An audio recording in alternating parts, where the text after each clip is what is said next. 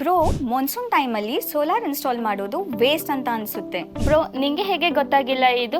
Wait, ನಾನು ನಿಂಗೆ explain ಮಾಡ್ತೀನಿ. ಜನರು ತುಂಬಾ ಸರಿ ಅನ್ಕೊಳ್ತಾರೆ ಮಾನ್ಸೂನ್ ಅಲ್ಲಿ ಸೋಲಾರ್ ಪ್ಯಾನಲ್ಸ್ ವರ್ಕ್ ಮಾಡೋಲ್ಲ ಅಂತ.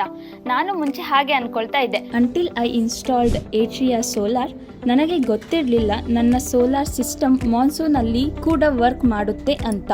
ಟ್ರೂತ್ ಏನಂದ್ರೆ ಸೋಲಾರ್ ಮಾನ್ಸೂನ್ ಅಲ್ಲಿ ಸ್ಟಾಪ್ ಆಗಲ್ಲ, ಪ್ರೊಡಕ್ಷನ್ ಸ್ವಲ್ಪ ಕಮ್ಮಿ ಆಗುತ್ತೆ. ಮಾನ್ಸೂನ್ ಟೈಮ್ ಅಲ್ಲಿ ಕ್ಲೌಡ್ಸ್ ಇರ್ರೇಡಿಯೇಷನ್ ನ ರೆಡ್ಯೂಸ್ ಮಾಡುತ್ತೆ. ಸೊ ಜನರೇಷನ್ ಅಪ್ರಾಕ್ಸಿಮೇಟ್ಲಿ 20 to 40% ಕಡಿಮೆ ಆಗುತ್ತೆ.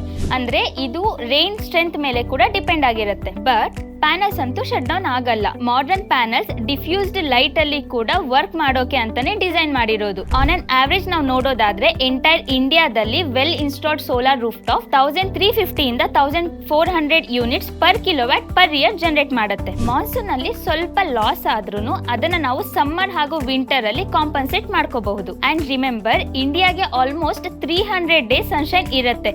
ಅದಕ್ಕೆ ಇದನ್ನ ವರ್ಲ್ಡ್ ಅಲ್ಲಿ ಒನ್ ಆಫ್ ದ ಸನ್ನಿಯೆಸ್ಟ್ ಕಂಟ್ರೀಸ್ ಅಂತ ಕೂಡ ಹೇಳ್ತಾರೆ. ಕೀ ಏನಂದ್ರೆ ರೈಟ್ ಸೋಲಾರ್ ಪಾರ್ಟ್ನರ್ ನ ಚೂಸ್ ಮಾಡೋದು. First one, regular professional maintenance ನ ಕೊಡಬೇಕು. ಹೆವಿ ರೈನ್ ಹಾಗೂ ವಿಂಡ್ ನ ವಿತ್ಸ್ಟ್ಯಾಂಡ್ ಮಾಡೋದಿಕ್ಕೆ ಇಂಜಿನಿಯರ್ ರೋಬೋಸ್ಟ್ ಸ್ಟ್ರಕ್ಚರ್ ನ ಕೊಡಬೇಕು. ಸೊ ಥರ್ಡ್ ಪಾಯಿಂಟ್ ಬಂದು ರಿಯಲ್ ಟೈಮ್ ಮಾನಿಟರಿಂಗ್ ನ ಕೊಡಬೇಕು.